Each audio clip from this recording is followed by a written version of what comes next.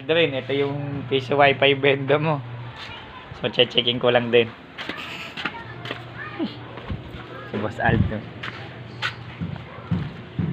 So, working. So, hindi na siya blinking. So, naging corrupted din kasi yung memory card na ito na nakaraan. Kaya okay na. So, pwede na pang basagan. So, working na.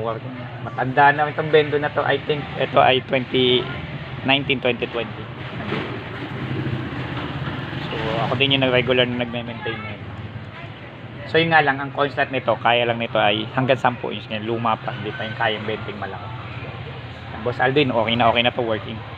So, dito din to guys, sa barangay San Francisco, Tropical Village Subdivision, Gen 3, General Trias, Cavite. Okay na siya.